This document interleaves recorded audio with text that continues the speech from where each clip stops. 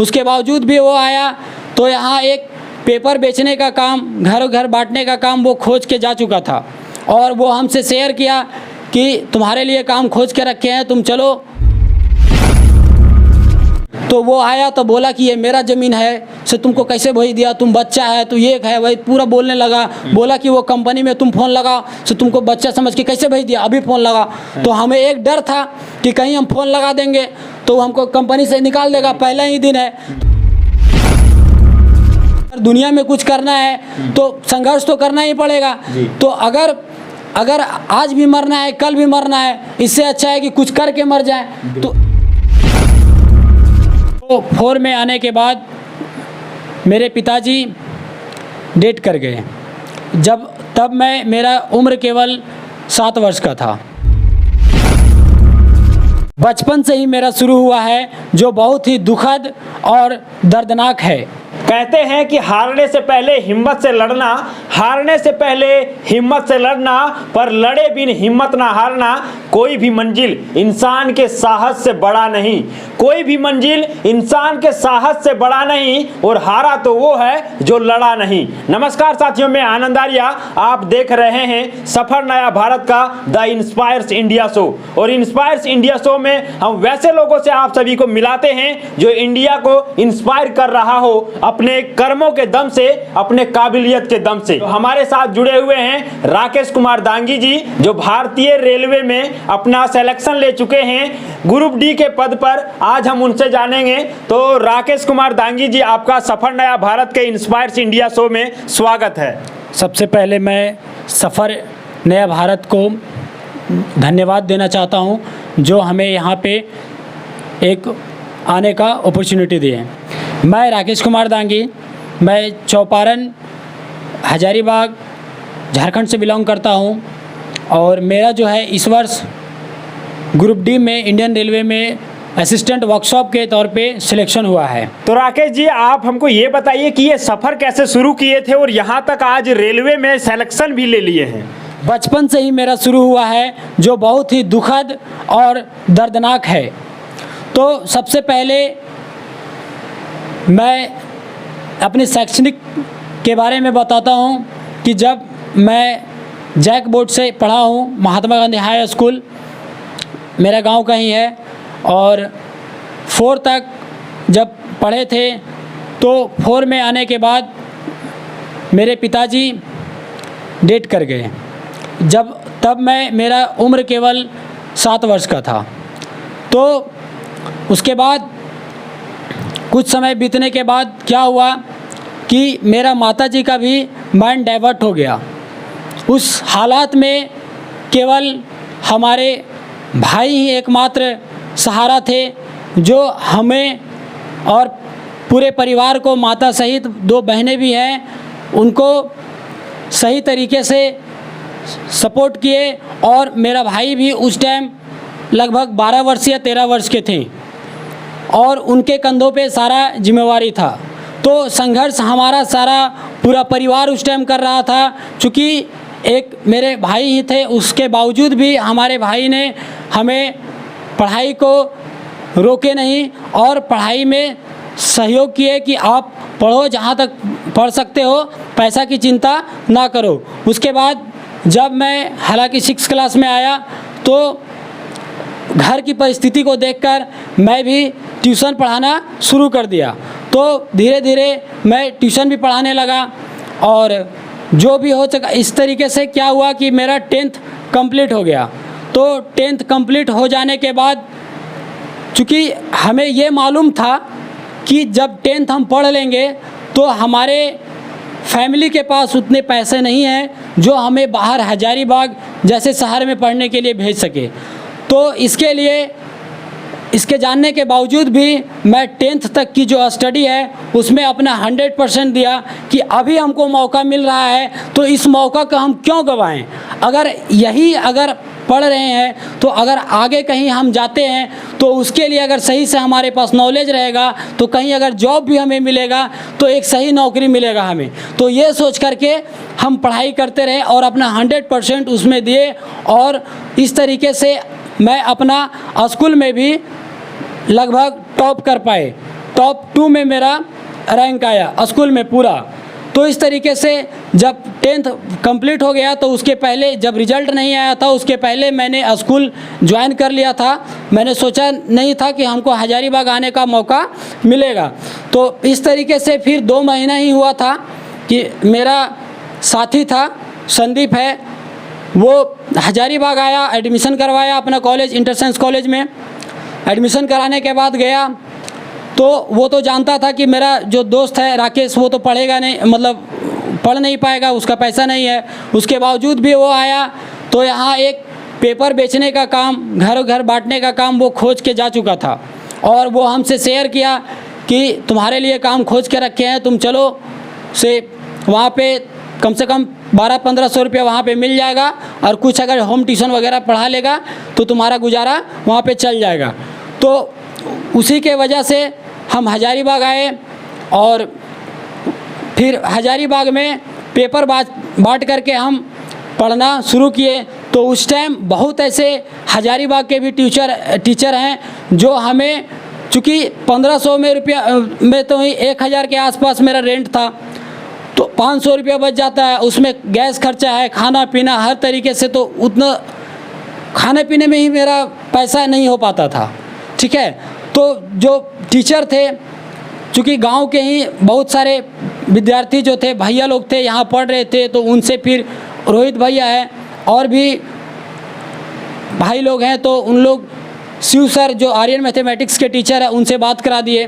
तो उन्होंने मेरा स्थिति के जानते हुए बोले कि तुम पढ़ो, पैसा का चिंता मत करो, तुम जहाँ तक हो सकता है अगर पैसा अगर घटेगा भी तो हमसे ले लेना।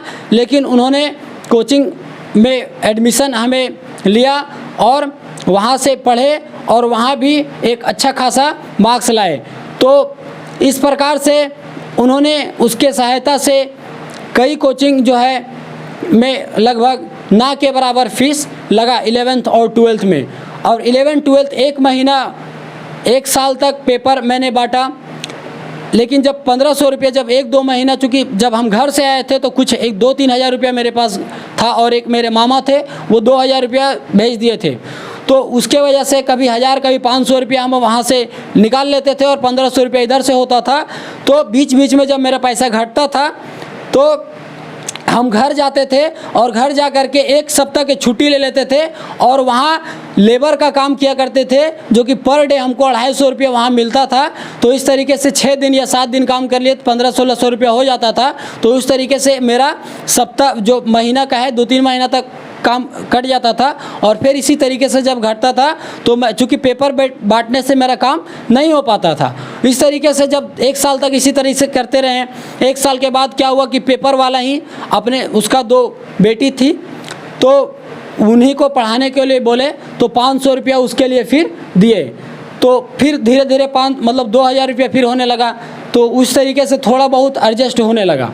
उसके बाद धीरे धीरे क्या हुआ कि पेपर बांटते बांटते लोगों से जान पहचान होते लगे। तो एक स्कूल है उसमें एक गार्ड से मुलाकात हुआ। तो गार्ड ने जब पूछा हमसे कि कितना पैसा कमाते हो, तब मैंने स्पष्ट कह दिया कि 1500 रुपये मिलता है। तो उन्होंने ही मुझे बताया एक कंपनी के बारे में, सिक्योरिटी कंपनी के बारे में, कि वहाँ जाओ बात करो और वहाँ से तुमको गार्ड में काम लग जाएगा। तो हम जब वहाँ गए तो फिर गार्ड में बात करने के लिए, तो फिर वहाँ पे बोला कि तुम्हारा एज कम है, इससे तुम्हारा नहीं होगा।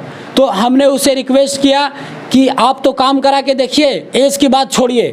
तो उन्होंने जब पूरा रिक्वेस्ट किया तो मेरा आधार कार्ड मांगा, तो देखा इसमें 18 वर्ष उस टाइम मेरा नहीं हो रहा था। तो फिर भी उन्होंने जॉब उसमें दे दिया और ऐसी जगह पे भेज दिया, कंस्ट्रक्शन एरिया, अपार्टमेंट का कंस्ट्रक्शन हो रहा था। वहाँ पे समझिए कि कोई रात में कोई नहीं रहता था, पियक्कड़ लोग भी वहाँ रहते थे। उन लोग बदमाशी भी करते थे, हाँ, सुनसान भी जगह रहते थे। लेकिन 9-10 बजे 6 बजे से मेरा ड्यूटी रहता था, 6 बजे रात से लेकर के 6 बजे सुबह तक। तो वहाँ पे ड्यूटी जब करते थे तो उसी टाइम क्या था कि वहीं के जो उसका मालिक था वो 12 बजे रात के आ गया था।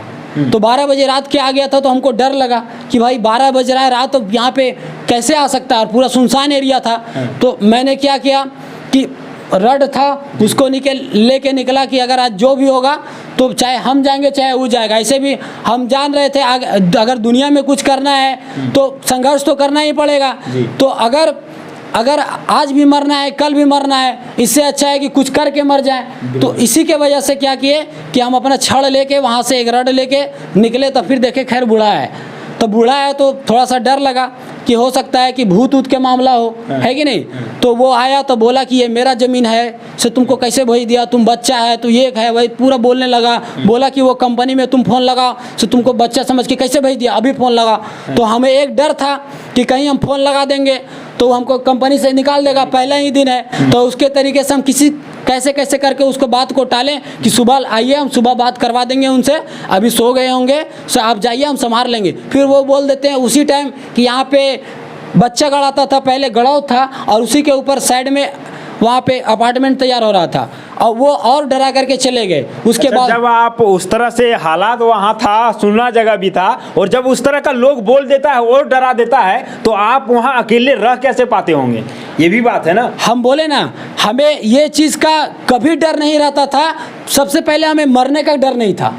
हम सोच रहे थे कि आज भी मरना है कल भी मरना है, तो अगर यदि जब मरना लिखा होगा तो चले जाएंगे, उससे हमें क्या है। तो यही सोच करके, और मेरा जो जुनून था वो पढ़ने का था, तो इसी के वजह से हम सोचे अगर पढ़ के कुछ कर लेंगे तो इसी के वजह से मेरा मोटिवेशन का वही कारण था कि मरने का हमें डर नहीं था। इसीलिए आप कुछ भी काम, जैसे कि आपने बताया कि कहते हैं कि इंसान को उसका मजबूरी कुछ भी करा देता है। और इन्होंने भी कहा कि 11 में जब हजारीबाग आए तो पेपर बेचने का काम किए, मजदूरी किए, और फिर हम जब गार्ड का जॉब पकड़े तो हमको ऐसे जगह में भेज दिया गया जहां पे चुनौती ही चुनौती भरा था। आपका जीवन में हमेशा स्ट्रगल रहा है, मुश्किलों से ही लड़े हुए हैं। आप कैसे मैनेज करते थे जब 11 में थे, गार्ड का नौकरी भी कर लिए और रात भर जो है 6 बजे रात से 6 बजे सुबह तक जॉब करते थे, दिन में क्लास रहता होगा। देखिए 6 बजे शाम से लेकर के 6 बजे सुबह तक ड्यूटी रहता था, तो उसमें 1-2 घंटा समझिए रेस्ट कर सकते थे, वो भी मतलब ऊपर से आदेश नहीं था। अगर कुछ हो गया, कंस्ट्रक्शन एरिया है तो वो अपना रिस्क पे है, तो वो संभालते हुए उसके बाद 6 से 6 जब ड्यूटी करके आते थे तो स्टार्टिंग पीरियड था, उस टाइम हम पेपर भी बांट रहे थे। तो 6 बजे सुबह आने के बाद 6 बजे हम पेपर उठाते थे वहाँ से, और पेपर बांट करके दीपूगढ़ा एरिया है वहाँ पे पेपर पूरा दीपूगढ़ा में मेरा बांटना रहता था, तो बांट करके और 8 बजे हमको ट्यूशन पहुँचना रहता था। तो कभी कभी ऐसा हो जाता था कि जब बारिश का मौसम होता था तो घर घर में जा करके किसी का पेपर भीग ना जाए, है ना, तो ये ध्यान रखना पड़ता था, क्योंकि अगर किसी का पेपर भीग जाएगा तो पैसा जो है सैलरी हमेरा ही कटेगा। तो इसका वजह से कभी कभी 10-11 पेपर बांटने में ही मेरा टाइम लग जाता था। तो और सारा जो ट्यूशन है मेरा 8 बजे ले करके से 11 बजे तक ट्यूशन रहता था, तो कभी कभी ट्यूशन भी मेरा छूट जाता था। लेकिन काम, चूँकि मेरे लिए उस टाइम काम भी बहुत इंपॉर्टेंट था, अगर हम काम छोड़ देते तो हजारीबाग मेरा छूट जाता, और हजारीबाग छूट जाता तो पढ़ाई छूट जाता। इसीलिए कभी कभी अगर ट्यूशन छूट रहा है तो काम को हम पकड़े रहते थे। तो इस तरीके से फिर 11 बजे आते थे, उसके बाद खाना वाना बनाते थे, फिर 1 बजे मेरा पार्टनर आता था। अच्छा, ऐसा नहीं हुआ कि आप पेपर वाला काम छोड़ करके वो पकड़े हो, दोनों चल रहा था आपका साथ में? हाँ, दोनों चल रहा था। 1 महीना तक तो पैरेलल दोनों चलाए, क्योंकि हमें डर था कि दोनों में से कोई छूट जाएगा, इसके मतलब गार्ड वाला छूट जाएगा, यही डर था। इसके वाला हम पेपर नहीं छोड़ रहे थे। जब 1 महीना का 1.5 महीना हुआ, सैलरी आया, उसके बाद पेपर वाला को छोड़ दिए। उसके बाद फिर कंटिन्यू गार्ड वाला को करते रहे, और फिर धीरे धीरे मतलब 1 साल तक फिर गार्ड का काम किए। और 1 साल गार्ड के काम करने के बाद मतलब संयोग देखिए, जब आप मेहनत कीजिएगा ना तो खुदा भी, जब बोलते हैं कि जब खुद आप मेहनत कीजिएगा तो खुदा भी आपका साथ देगा। तो वही चीज़ मेरे साथ हो रहा था। खुदा भी देख रहा था, भगवान भी देख रहे थे कि ये बंदा मेहनत कर रहा है, तो लोग समय समय पे साथ देने के लिए लोग आए। चूँकि जब मेरा 12th जैसे आया, 12th के करीबन सितंबर में, मार्च में, फरवरी और मार्च में एग्ज़ाम होता है, तो जैसे सितंबर हुआ 1 साल बीतने के बाद, तो उस टाइम क्या हुआ, एक और भैया, हमें रुपेश भैया बोलते हैं, तो वो मिले और वो एक हमको होम ट्यूशन पकड़ा दिए। वो ट्यूशन में 1500 रुपये मिलता था, और जब 1 साल हुआ तो करीबन 6-7 हज़ार रुपया हमारे पास जमा भी हो गया था। तो हम 1500 रुपये ट्यूशन फिर पकड़े, और वो भी फिर पैरेलल चलाए। हमें डर रहता था कहीं जो कर रहे हैं और जो पकड़े हैं बाद वाला वो छूट ना जाए, इसीलिए जब 1-2 महीना हो जाता था तब फिर गार्ड वाला काम को हम छोड़ दिए। और जब पैसा भी हो गया था 6-7 हज़ार रुपया, तो 1500 रुपया उधर से मिलता था, 1000 रुपया इधर से निकालते थे। तो इस तरीके से करके मैंने जो है 12th में अपना अच्छा परफॉर्मेंस किया, और 12th में भी अपना इसी तरीके से कर करके 12th में भी अपना हम कॉलेज में 3rd टॉपर रह चुके हैं। कॉलेज का 3rd टॉपर, कॉलेज का KBS कॉलेज है चौपारण में, वहाँ अपना 3rd टॉपर कर चुके हैं। और जब फिर रिजल्ट आता है तो मेरा एक ही पेपर में 4 जगह फोटो रहता है और 5 जगह नाम रहता है, क्योंकि अलग अलग कोचिंग था और हर कोचिंग में मैंने टॉप कर गया था। लगभग टॉपर में मेरा नाम था, इसी की वजह से सभी कोचिंग में। अच्छा, 12th में साइंस था कि क्या था? मेरा 12th में साइंस स्ट्रीम था। साइंस रहते हुए आप ये बताइए राकेश जी कि साइंस जो है लड़का रखता है तो सोचता है कि और कुछ काम नहीं करेंगे, सिर्फ पढ़ना पड़ेगा, लेकिन वो पढ़ता है, कुछ नहीं करता, फिर भी वो टॉप नहीं करता है या अच्छा नंबर नहीं लाता है। लेकिन आप अपना पढ़ाई को भी जारी रखें साइंस के क्षेत्र में और टॉप भी करके दिखाएं, तो उनको क्या मैसेज दीजिएगा जो कहते हैं कि हम पढ़ाई करते हैं साइंस का लेकिन वो टाइम पास कर रहे होते हैं? देखिए, बोलने से कुछ नहीं होता है, मेन है कि देखिए आप करिए, ठीक है। तो अगर हम कर सकते हैं इतना स्ट्रगल करने हुए के साथ, सोचिए मेरे पास कहाँ टाइम बच रहा है। बिल्कुल नहीं बच रहा। अगर इतना थकने के बाद एक दिन साइकिल चलाने से आदमी को हालत ख़राब हो जाता है। मेरा पर डे कम से कम 6-7 किलोमीटर राउंड करके वो भी ऊपर नीचे एरिया में, उसके बाद भी हम इतना स्ट्रगल करके जब कर सकते हैं तो हर लोग कर सकते हैं। और जो नहीं कर पाते हैं उनका एक बहाना हो जाता है, कोई ना कोई बहाना ढूंढने वाला बहाना ढूंढते रह जाता है। लेकिन जिनको करना है, जो चाहते हैं कि हमें कुछ करना है जिंदगी में, सक्सेस होना है, वो लाख बहानों को पीछे छोड़ देते हैं और अपने सपने को आगे रखते हैं और आगे बढ़ करके मंजिल तक पहुंच जाते हैं। तो कैसे फिर आपको लगा और किस प्रकार से आप यहाँ जॉब तक पहुंचे, ये बताइए। देखिए, उसके बाद क्या हुआ कि जब मेरा 12th कंप्लीट हो गया, बहुत सारे, हालांकि कहते हैं ना कि जब आप एक कदम बढ़ाइएगा तो बहुत ऐसे लोग हैं कि टांग खींचेंगे, ऐसा नहीं है। लेकिन बहुत ऐसे लोग हैं कि जब आपका देख रहा है एक कदम अच्छा उठ रहा है तो दूसरा कदम उठाने में लोग सहयोग करेंगे, ठीक है। तो ऐसे हमारे, हालांकि अपने लोग बहुत कम लेकिन गैर लोग बहुत ज़्यादा सपोर्ट किए जी, जिनको हम नहीं जानते थे। जैसे मोशन फिजिक्स क्लासेस हजारीबाग में चलता है, उन्होंने भी क्या किया, हमें 12th में जब खाली ये जानते हैं थे कि पेपर बांट रहा है तो उन्होंने भी 1 रुपया फीस नहीं लिया, फ्री में पढ़ाए। और एक दिशा केमिस्ट्री क्लासेस है, वहाँ भी मैंने फ्री, मतलब कम, बहुत ही नॉमिनल चार्ज दिए, जो हमारे ऊपर डिपेंड, वो भी हमारे ऊपर डाल दिए थे, जो तुमको बनेगा वही देना, ये नहीं है कि ज़रूरी नहीं है कि तुमको देना है। तो वैसा था। तो इस तरीके से जब मेरा 12th कंप्लीट हुआ तो 12th में बहुत ऐसा नहीं है कि 12th में जब हम गार्ड की नौकरी कर रहे थे तो ऐसा सिचुएशन आया है कि सुन के आप हैरान हो जाएंगे। एक ऐसा जगह पे हमको ड्यूटी के लिए भेज दिया गया था जो कि 4-5 दिन पहले वहाँ पे मर्डर हुआ था। 4-4 व्यक्ति के एक ही घर से, एक ही अपार्टमेंट में 4-4 व्यक्ति को एक ही घर से मर्डर हुआ था और वहाँ पे ड्यूटी दे दिया था। और उस टाइम हम अनजान थे। जब वहाँ ड्यूटी करने के लिए गए तो वहाँ जो दिन वाला गार्ड था, हमको रात में ही ड्यूटी, चूँकि दिन में हम ड्यूटी नहीं लेते थे, दिन में हमको खुद ट्यूशन जाना होता था, पढ़ना होता था, तो रात में ही ड्यूटी करना होता था। चूँकि वहाँ खाली समय में अपना पढ़ भी लिए और ड्यूटी भी कर लिए। तो वहाँ पे जब ड्यूटी में गए तो रात भर ड्यूटी गए तो हम तो अननोन है, हमको तो कुछ पता नहीं है कि वहाँ पे क्या हुआ है कि नहीं हुआ से। हालांकि जाने के पहले वो इन्फॉर्म कर दिया था कि 7 बजे के बाद गेट खोलना नहीं है, खुला नहीं रखना है, कोई भी आएगा तो उसको पूछ लेना है। लेकिन उस समय भी हमको आभास नहीं हुआ था कि यहाँ पे कुछ घटना हुआ होगा। खजांची तालाब के नाम आप लोग जानते होंगे, 2018 में ही वो घटना हुआ था। तो वहाँ पे जब गए तो दिन वाला गार्ड बोल रहा है कि जब मेरा 12 बजता है तैसे रोवा पूरा खड़ा हो जाता है। हम बोले ऐसा क्यों होता है? बोला कि यहाँ से एक आदमी गिर के मर गया था।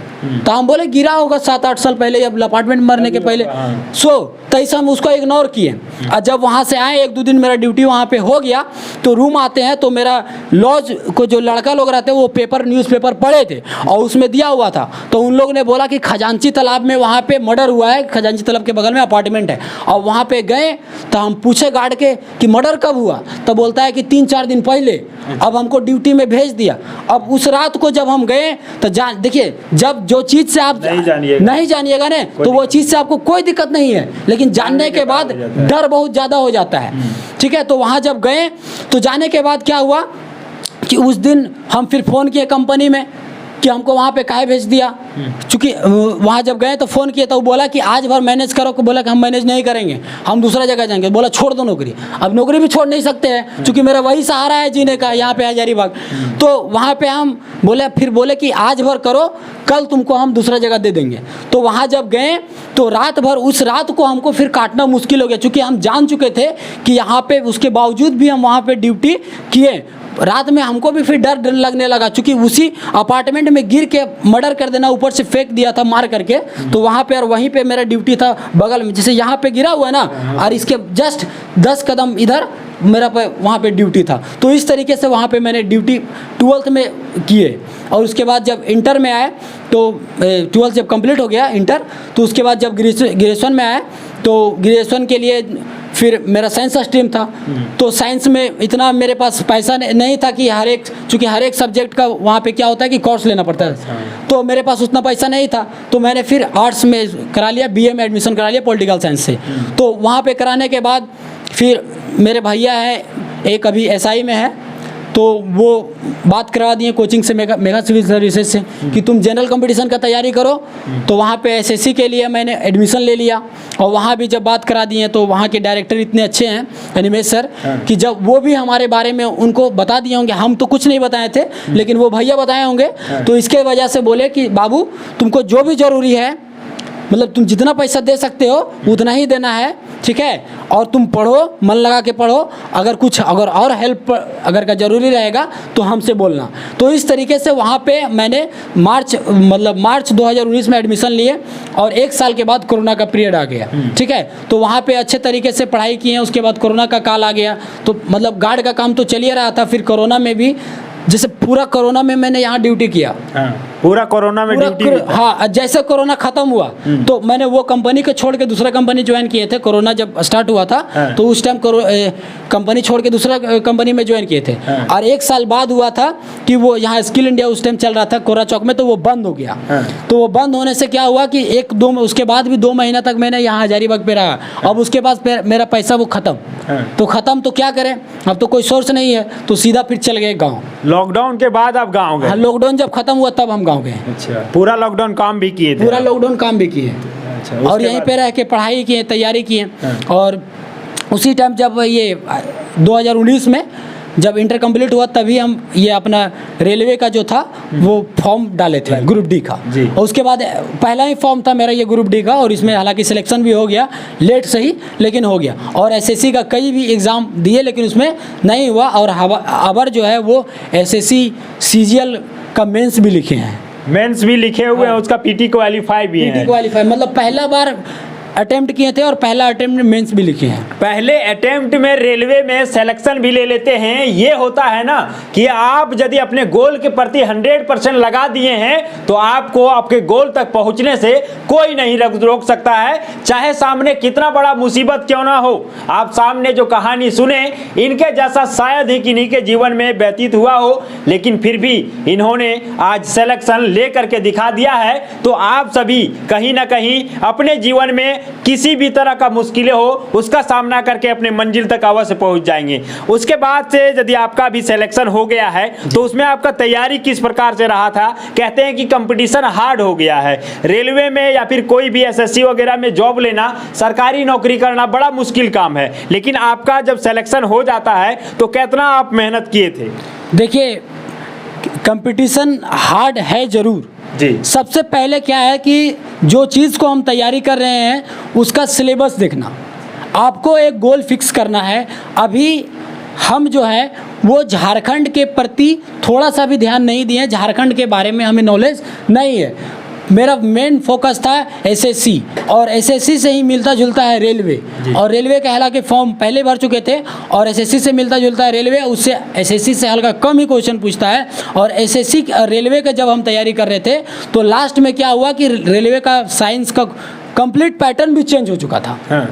तो उस टाइम क्या किए कि थोड़ा सा यूट्यूब चैनल का मैंने एक टॉप ट्रेंडिंग चैनल है तो उस फॉलो करते थे, उसमें देखते थे एनालिसिस, और उससे एनालिसिस देख करके हमें ये समझ में आ गया कि क्वेश्चन कहाँ से आ रहा है, ठीक है। तो उस तरीके से थोड़ा सा अपना जो क्या है पढ़ने का तरीका स्ट्रेटजी है उसमें चेंजिंग लाए, और यही वजह हुआ कि मेरा जो है अभी आउट ऑफ मतलब 100 में से 79 मार्क्स रहा है, और रांची जोन से, और उसके बाद यूआर से हम सिलेक्शन लिए हैं असिस्टेंट वर्कशॉप पे। जनरल से ही लिए? हाँ, जनरल से लिया। हालांकि मेरा कास्ट जो ओबीसी है, हाँ। लेकिन सिलेक्शन यूआर और जनरल से हुआ है। अरे वाह, बहुत तारीफ की बात है। जनरल से सिलेक्शन ले लेना बहुत ये मायने रखता है, और 79 नंबर लाया है 100 में से, तो ये भी बहुत मायने रखता है। आपसे हम जानना चाहेंगे कि आपके जैसा बहुत सारे लोगों के जीवन में है कि बहुत सारे मुश्किलें हैं, आपसे ज़्यादा भी किन्हीं का होता है, कुछ कम भी होगा, आपकी इतना भी होगा, तो उन सारे लोगों को क्या कहिएगा कि बहुत सारे लोग छोटे से मुश्किलों में छोड़ देते हैं पढ़ाई लिखाई, लेकिन आप सिलेक्शन लेकर के दिखा दिए, तो उनको क्या मैसेज दीजिएगा? देखिए, इसके लिए हम ये कहना चाहेंगे कि जो लोग तैयारी कर रहे हैं या थोड़ा थोड़ा मार्क्स के वजह से रह रहे हैं, तो उन लोगों को सबसे पहले मैदान नहीं छोड़ना है, फील्ड में टिके रहना है। आज नहीं तो कल सिलेक्शन होना ही है। इसके पहले वो अपने आप में झांके कि वो कितना मेहनत किए हैं, उसका मेहनत जो किए हैं सही तरीके से किए हैं, किस डायरेक्शन में किए हैं। आपको टाइम के देखिए, आप एम चेंज नहीं कीजिए, जो आप गोल फिक्स करके रखे हैं वो गोल पे लगे रहिए, लेकिन आपको स्ट्रेटजी है वो समय समय पे बदलना पड़ेगा। जिस अकॉर्डिंग से, चूँकि आप गवर्नमेंट जॉब की तैयारी कर रहे हैं, जिस अकॉर्डिंग से सिलेबस का चेंजिंग हो रहा है, उस अकॉर्डिंग से आपको तैयारी भी करनी पड़ेगी। तो सिलेक्शन तो होना ही है। चूँकि देखिए, लगता है हमें, जहाँ तक लगता है कि जब मेरा 18 वर्ष हुआ था तभी मैंने रेलवे ग्रुप डी में फॉर्म भरा था जी। और हमें लगता है कि सबसे कम एज का मैं हूँ जो रेलवे ग्रुप डी में सिलेक्शन लिया हूँ। और भी बहुत सारे हमारे जब डीवी के लिए गए तो बहुत सारे दोस्त मिले, बहुत सारे लोग मिले जो कि जिनका ग्रेजुएशन 2018 के पहले हो रखा है, 20 के पहले हो रखा है, उन लोग लिए हैं सिलेक्शन। लेकिन मेरा तो ग्रेजुएशन जो हुआ वो 2022 में कंप्लीट हुआ है। 22 में कंप्लीट हुआ, 23 में आप जॉब भी हो गया, आपका सेलेक्ट हो गए। हाँ। अच्छा, आपसे हम जानना चाहेंगे कि आप रेलवे में सेलेक्टेड हो गए हैं, अब आप जॉब के लिए जाइएगा, तो वहाँ पे आप क्या चीज़ें आप परिवर्तन लाना चाहेंगे रेल में? सबसे पहले देखिए, हमें जो पोस्ट सौंपी गई है असिस्टेंट TL and AC, तो उसमें हम अपना 100% जिस तरीके से शुरू से देते आए हैं उसमें दें, ताकि रेलवे जो है इसमें अच्छे तरीके से वर्क करे, ये इसका और बढ़िया से इसका फंक्शन हो, और इसमें हम अपना 100% देंगे। और बस यही कहना चाहते हैं। तो आपने यहाँ पे संघर्ष की कहानी में आपने देखा कि किस प्रकार से एक लड़का अपने 5-7 साल के जीवन से ही संघर्ष शुरू हो जाता है जिंदगी में, और सारे समस्या, सारे मुश्किलों का सामना डट करके करके यहाँ तक पहुँचते हैं। और अभी भी इनका जो सपना है वो सिर्फ ग्रुप डी तक सिमट करके नहीं है, बल्कि आगे भी बड़े बड़े सपने हैं। तो आपका मिशन क्या है, आप क्या और करना चाहते हैं? देखिए, मेरा मिशन जो है वो सबसे पहले अभी हम टारगेट किए हैं SSC को। SSC क्वालिफाई हो जाने की, देखिए टारगेट आप बड़ा रखिए, ये ठीक है, लेकिन आप उसे छोटे छोटे टुकड़ों में बांट करके विभाजित करके कीजिएगा, तो क्या है कि ये टारगेट जो गोल है वो अचीव होते जाएगा, और उतना ज़्यादा आपको प्रेशर भी नहीं होगा। क्योंकि आप एक बार में अगर आपने इकोनॉमी और सामर्थ्य के दम पे 2 चीज़ें पे आप फोकस करें, और वो 2 चीज़ों को देखते हुए अपना गोल को फिक्स करें। ये नहीं कि मेरा इकोनॉमी लो है और मैं हाई टारगेट रखूं, ये नहीं है। जैसे अब हमारे पास मैं अपना एग्जाम्पल ले लेता हूँ। मेरा जिस तरीके से स्थिति था, तो मैं अगर टारगेट रख लेता UPSC के, तो हो सकता है कि सिलेक्शन है कि नहीं, लेकिन समय बहुत लगता, और उस समय तक हम अगर इंतज़ार नहीं कर पाते तो डिप्रेशन में चले जाते। इसके लिए मैंने भी गोल सेट करके रखा है, ऐसा नहीं है, लेकिन सबसे पहले मैंने टारगेट ये के रखा है कि बहुत सारा मैं इंटरव्यू भी देखता हूँ कि लोग बहुत सारे पोस्ट है, 6, 7, 8 पोस्ट पे जाने के बाद लोग UPSC का जॉब ले रहे हैं। तो उसी तरीके से मैंने भी ठाना उसी तरीके से। क्या करते हैं ना, देखिए, बहुत लोग होते हैं कि तैयारी करते हैं। जब मैं गांव यहाँ से छोड़ करके गया तो गांव में भी ट्यूशन शुरू किया, तो वहाँ भी 2 बच्चे से किए थे, ठीक है। तो वहाँ क्या हुआ, तो जब 2 बच्चे से किए तो स्कूल ऑफर कर रहा था हमको स्कूल पढ़ाने के लिए। तो उस टाइम वो बोल रहे थे कि आप स्कूल ज्वाइन हो जाइए, तो एक आपका मास्टर का टैग लग जाएगा, जिसकी वजह से स्कूल का भी बच्चा, जो मेरा स्कूल का बच्चा है, वो आपके पास पढ़ने के लिए जाएगा। तो उस टाइम हम उसको ठुकरा दिए। चूँकि उस टाइम हमें पैसा की ज़रूरत था, लेकिन अथक ज़रूरत नहीं था, जितना ज़रूरत था जितना मेरा काम हो जाए। पैसा तो मिलता है लेकिन टाइम चला जाता है, और वो मेरे लिए टाइम बहुत इम्पोर्टेंट था। चूँकि हम जितना देर में वहाँ ट्यूशन स्कूल पढ़ाते, वो अपना पढ़ने में समय लगाए, तो सीधा हम उसको बोल दिए कि मेरे पास समय नहीं है, और वही नतीजा हुआ कि अभी देखिए आप लोग के सामने यहाँ पे हूँ। कहीं ना कहीं कहते हैं कि मेहनत करने वालों का जो चाहते हैं वो मिल जाता है, लेकिन जो मेहनत नहीं करते हैं वो चाह करके भी अपने कुछ नहीं पाते हैं। इसीलिए कहते हैं कि मुश्किलों से भाग जाना आसान होता है, हर पहलू जिंदगी का इम्तिहान होता है, और डरने वालों को मिलता नहीं कुछ जिंदगी में, और लड़ने वालों के कदमों में जहान होता है। उसी प्रकार से राकेश जी हमेशा से लड़ते रहे, और इसी का कारण है कि आज रेलवे ग्रुप डी में सेलेक्ट भी हो गए हैं, और अब अपने देश में सेवा करेंगे, देश में अपना सेवा देंगे और देश को भी नया बनाएंगे। इनसे सारे युवा इंस्पायर हो सकते हैं, सीख सकते हैं कि विकट परिस्थिति आने के बाद भी जब हौसला नहीं टूटता है तो वो रिकॉर्ड तोड़ देते हैं। तो आप देख रहे थे सफर नया भारत से द इंस्पायर्स इंडिया शो। मैं हूं आनंद आर्या। जय हिंद, वंदे मातरम।